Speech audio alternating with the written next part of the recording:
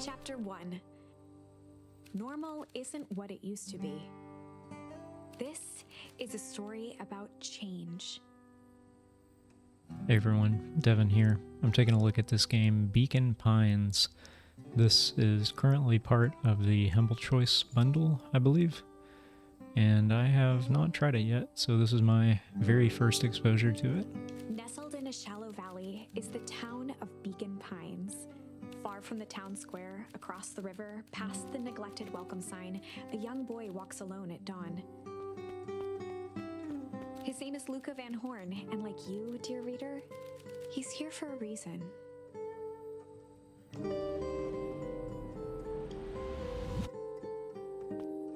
Now we have control. Hey Dad, how are things going?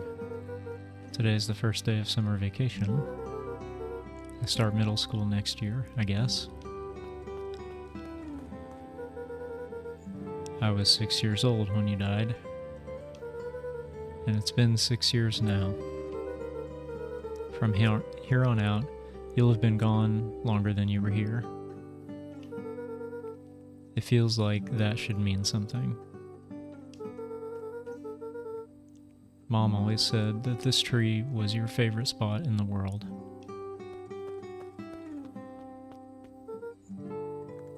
Me too.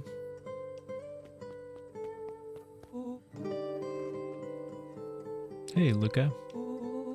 I knew I'd find you here. Rollo was Luca's closest friend.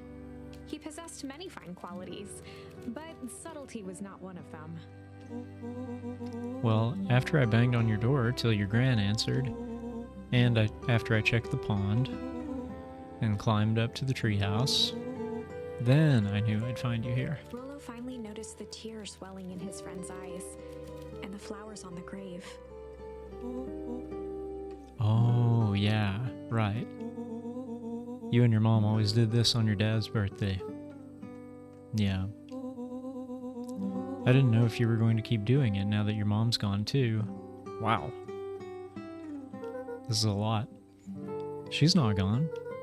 She's just missing.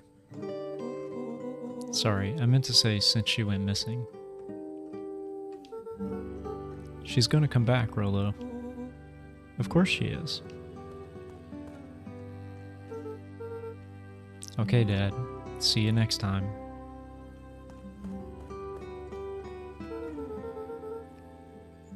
I think I'm ready to get out of here. Sure, lead the way.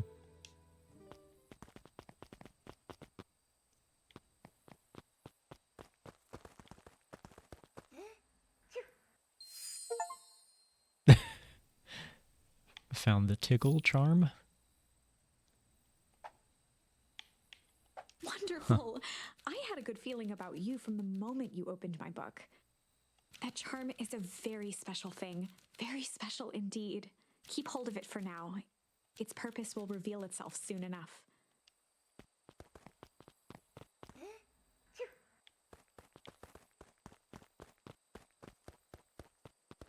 Okay. Seems like we're meant to look for charms. Oh yeah, I almost forgot. The whole reason I was looking for you. I was wondering if you'd ever get to that. I found the perfect way to start our summer. How's that? Rollo looked to the side suspiciously. Not here. They might be watching. They who? Shh, not so loud. We need to do this in a secure location. Mission control. Alright, I just have to tell Gran and then we can head out. What are you going to tell her? I don't know. I'll think of something. If it's all the same to you, I'll meet you at the welcome sign. Your Gran still kind of wigs me out. I don't do well with new people. She moved in like half a year ago. Just meet me at the sign when you're done. Suit yourself. I won't be long.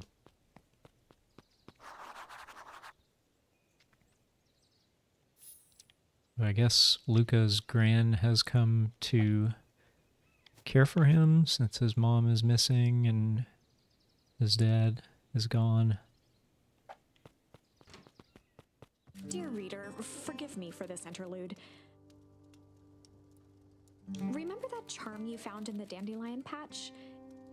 There are more of those special charms to discover throughout Beacon Pines. They've been known to reveal themselves to those who are willing. Some of them can be found in this very house. Oh, you can jump.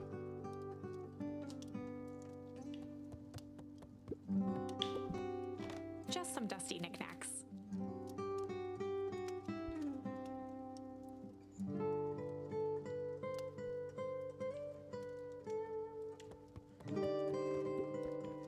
Since Gran had moved in, the house was more peaceful, more orderly, and more covered in flowery fabric. I guess that icon is meant to be a magnifying glass.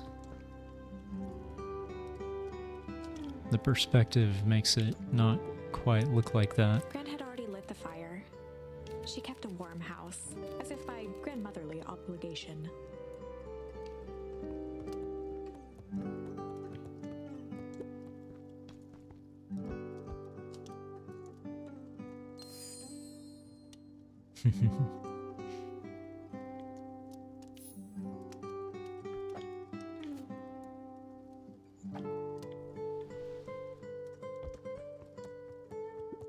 One of his father's old stethoscopes. Luca had spent countless hours listening to anything and everything with it. Not for years, though. The house is very cozy.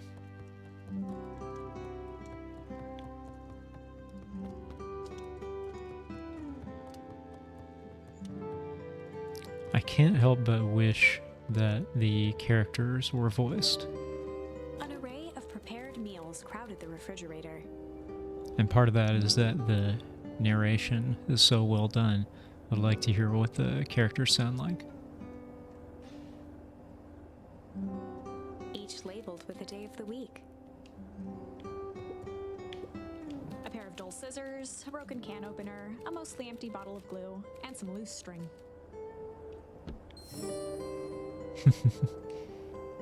Okay.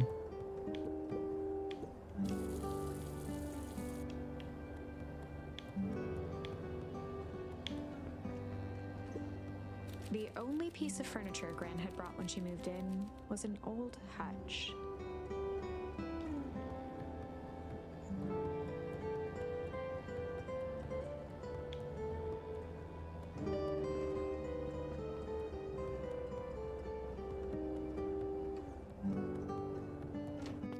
Oh my, this is quite exciting.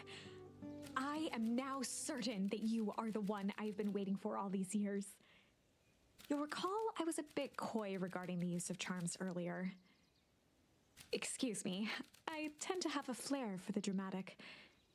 You are about to encounter your first turning point. There are certain times in this tale when everything hinges on a single word. Step forth, dear reader.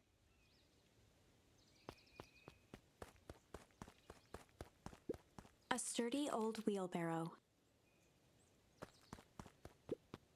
A beginner's guide to gardening laid open on the bench. Hey, Gran, I'm gonna go.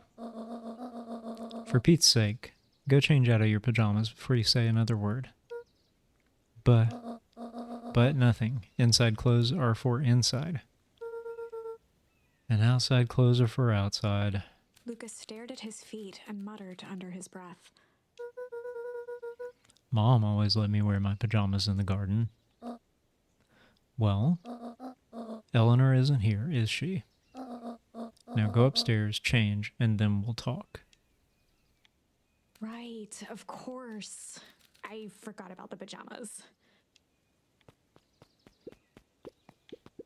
Young Luca would spend hours hiding in the bushes, waiting for a chance to jump out and startle his mother. She always enjoyed humoring him by feigning terror. Now, the narration just earlier set it up as though we were just about to encounter the turning point, but I don't think that's happened yet.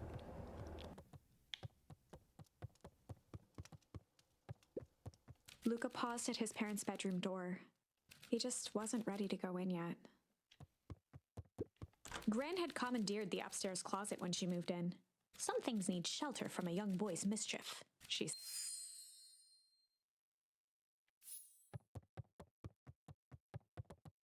Didn't intend to skip through the rest of that, but...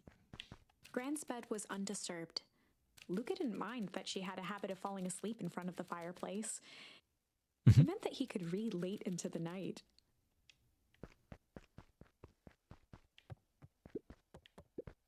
Luca tossed on his favorite old sweater. Even though it was the first day of summer, a chill still hung in the air. Gran's moving in meant that most of Luca's things had been crammed in the corner. Luca was somewhat annoyed by the situation.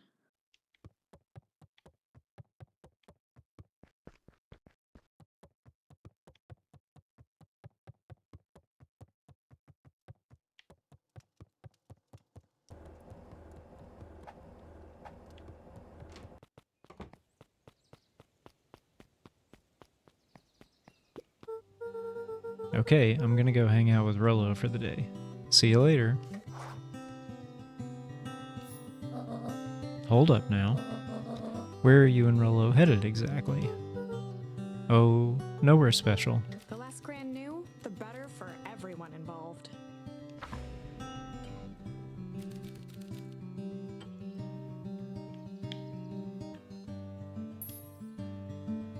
Ah, okay.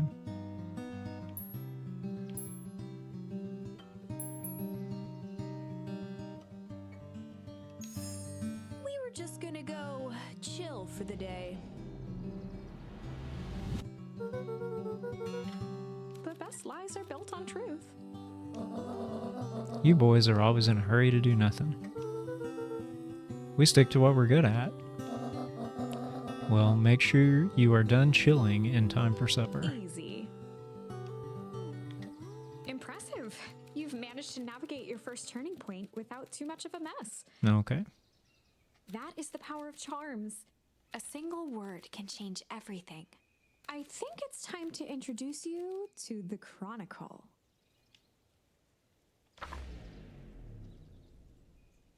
The Chronicle is a record of the decisions you've made. You can see the turning point, which has been revealed. At any time, you can use the Chronicle to go back and invoke different charms, creating new branches. Oh. Luckily for us, this is the one and only turning point where the charms won't dramatically alter fate. It's the perfect opportunity to experiment with rewriting things. That's kind of neat. So you've got charms, which seem to be your reward for exploration, and those can be filled into your turning points, which branch the story in different directions, and then you can go back and branch in other directions. Let's try pondering for the day. We were just gonna go ponder for the day. Oh, really? What are you boys going to ponder on such a lovely day exactly? This was Luca's chance to sell his alibi. You know, big stuff, small stuff, medium, mostly medium pondering. Nailed it. Well, make sure you don't overburden yourself with a preponderance of pondering. Huh? Oh, forget it. Off with you now.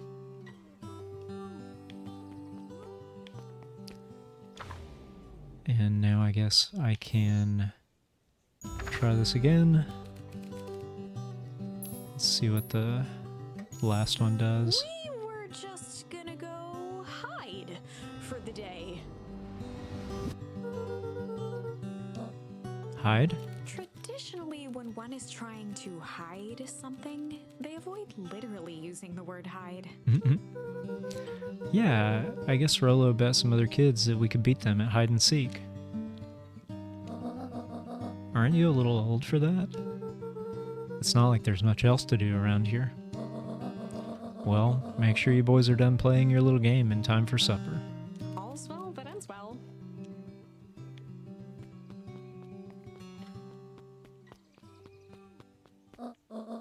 Oh, and Luca? You and Rolo stay out of trouble. I know, I know.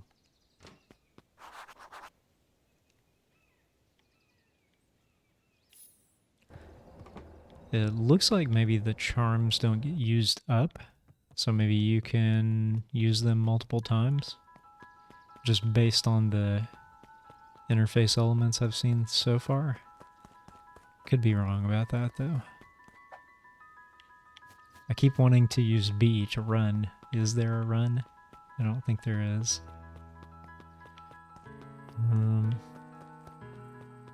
Okay, this is where we came through earlier.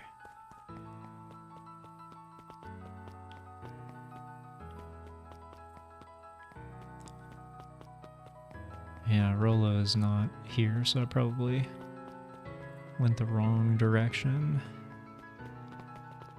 Oh, there we go. Come on, come on. Dang it, Rolo. For a town that saw few visitors, the welcome was perhaps more grand than necessary.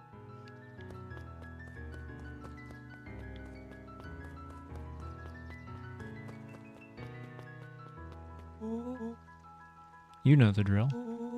Don't let anyone discover our secret path.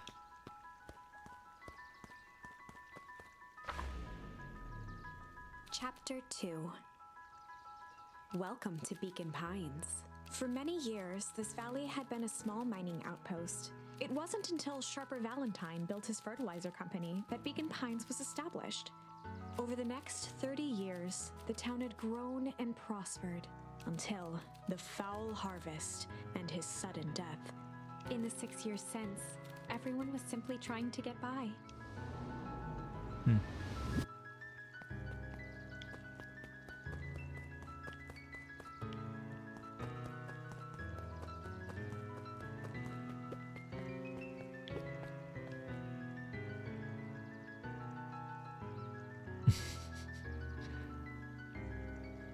Just leaning up against the bridge post.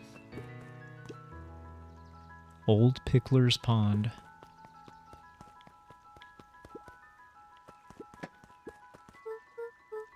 Hey, Mr. Kerr. Hey there, pal. William Kerr was the CEO of Perennial Harvest Company. He had become a fixture around town over the past few years. After the failing of Valentine Fertilizer, the town was hungry to welcome a new source of employment. Excited for the big festival? Oh, sure. Come on now, when I was your age, there was nothing more exciting than a town festival. The food, the music, the dancing. Sounds pretty alright. You're gosh dang right it is. I'm looking forward to letting off some steam myself. Make sure to invite all of your little friends. I couldn't keep Rolo away if I tried. Excellent. Sorry, Luca, I've got to get back to the proverbial grindstone. Our harvest awaits and all that. Oh, now. The left side's a little low. Sorry, young Mr. Van Horn, I can't talk right now. Very busy with preparations. I'm just adding extra words in here. Mayor Augustus Valentine was not busy. Oh, sorry, Gus. How many times do I... It's Mayor Valen. Flustered, Gus instinctively loosened his tie. Keep up the good work. I must briefly attend to a concerned citizen. Huh? It's nothing. Keep at it.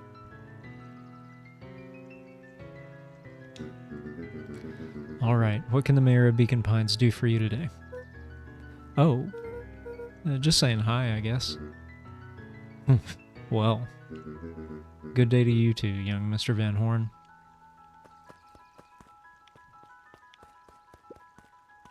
Oh, I already looked at that. I think I'm gonna take the path. Mission control. Authorized personnel only. Hey, Jetson. Is the line playing any tunes today? No bites this morning, I'm afraid. Come to think of it, I can't remember the last time I reeled one in, but hey, it was never about to catch. This is where I come to think. Yeah, that's what my dad used to do here. That reminds me, if you ever want his chair back, I've taken to standing recently. Keeps me from falling asleep at the reel. If you don't mind, I think it should stay. Not at all. An empty chair makes for a great listener. Whenever Luca saw his dad's chair by the pond, it reminded him of the days they'd pack up a couple of sandwiches and fish until sundown.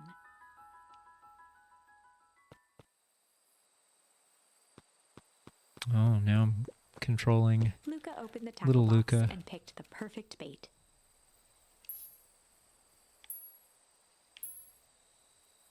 Luca gently baited a feather onto the hook. Good for skimming the surface.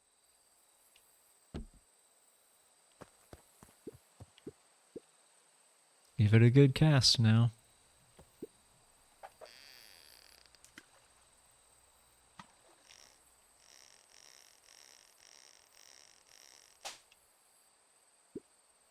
Easy there, buckaroo. You don't know your own strength.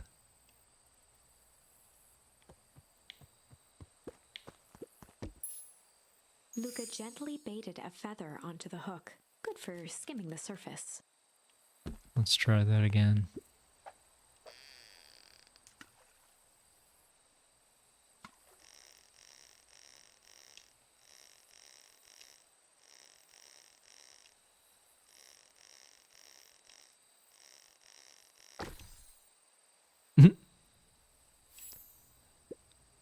Well, I'll be switched. It's your old rubber ducky. You were just a little drooling ball of fur when you lost that. Cried for days. I told you it'd turn up. Hehe. Okay, let's try Luca the tied a junk shoestring bait. to the hook. What fish could resist a nice shoestring?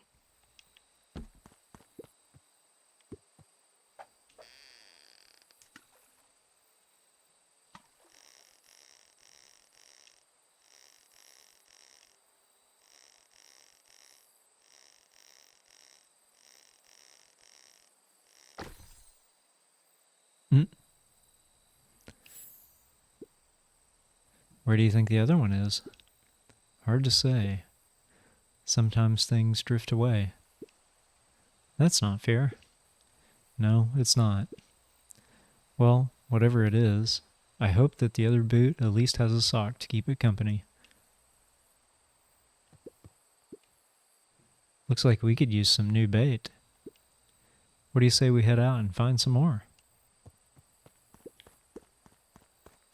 So I guess that's all I can catch with these.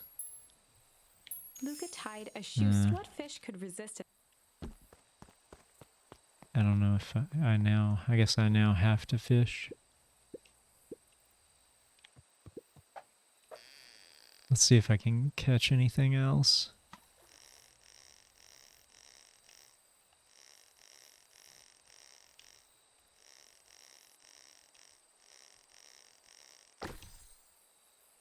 Oh, okay. I'm catching the same shoe again.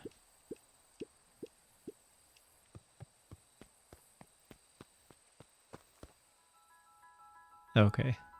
That's the end of the scene, I assume.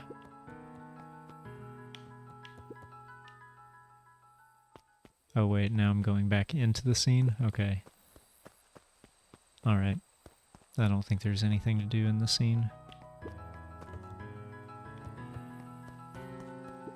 The boys had a good thing going. As long as they kept old Jeff happy, they had an endless source of precious materials to add to the treehouse.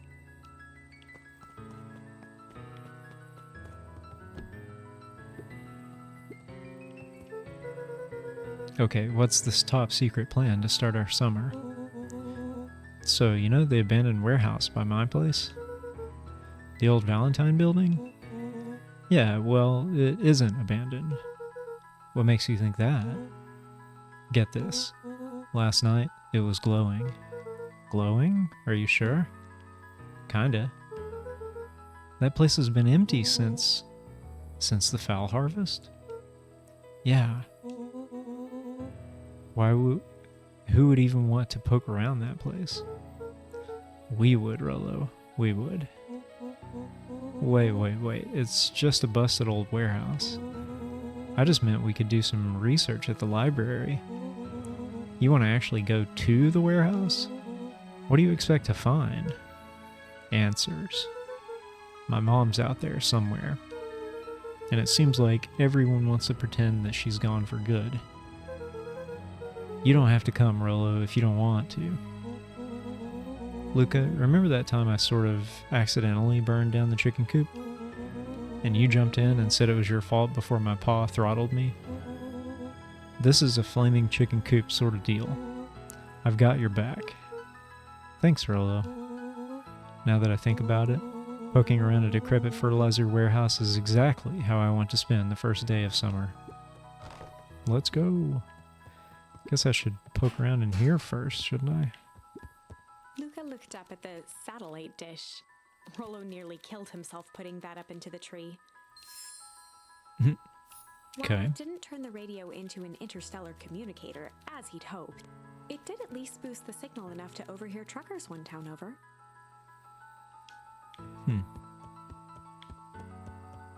Seems to be all we can do out here. On certain nights, when the clouds were just right, the boys could tune into strange patterns of static. Rollo thinks it's aliens. He always thinks it's aliens.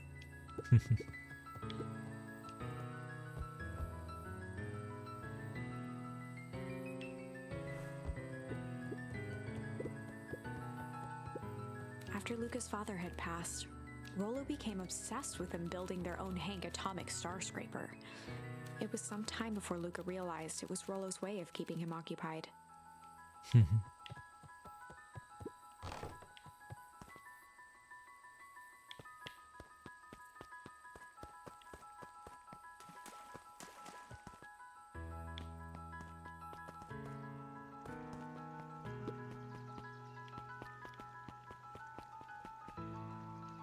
All right. I'm running a little short on time for this one, but I think I have a good idea of what we're doing here. I would say this game is very charming. Maybe the actual act of playing it is not super fun. It's just sort of a pixel hunt that kind of reveals bits of a story. But the story is well done, it's charming, it's cozy. If you like those things, you'll probably have some fun with it. And the art is neat too. Reminds me a little bit of Richard Scarry, I think, if anyone knows those old books. With the anthropomorphic animals and their towns.